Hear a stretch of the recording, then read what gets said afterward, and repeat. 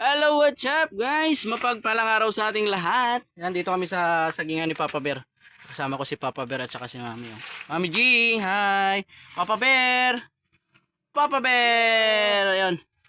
Papa Bear, napansin ko, ngayon, nung umakyat ako, nakaraan kasi, nung umakyat ako dito, ay marami pa tong marami pang damo dito. Halos makikita mo, ay puro damo pa. Hindi mo masyado maklear na makita yung pinakapuno ng saging na lakatan. Ngayon, napansin ko na malinis na. Anong ginawa mo, Papa Bear? In-spray ko ng Ano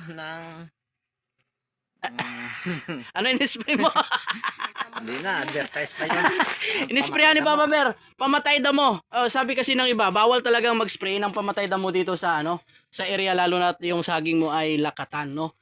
Katulad dito, nag-spray pala si Papa Bear ng pamatay damo dito sa area ng sagingan po niya, kaya nakita natin na talagang malinis, no? Na mamatay yung mga damo. Tiningnan ko naman yung outcome po ng kanyang mga tanim na lakatan, katulad yan. Maganda naman, no? Papa Bear, maganda naman.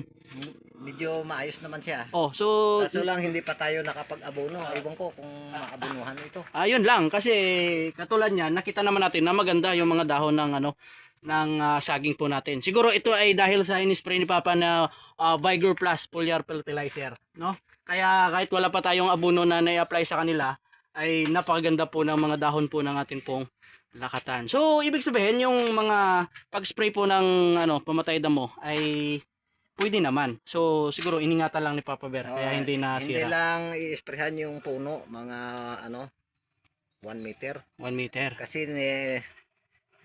ginapas na. Okay, katulad dito. Yan. Katulad nito, talagang nilinis mo na yung pinakapuno niya para hindi po maabot ng ng pinaka Okay. spray doon sa mga pamatay damo. So, ayan, update lang. Napakaganda pa rin yung tanim ni Papa Bear.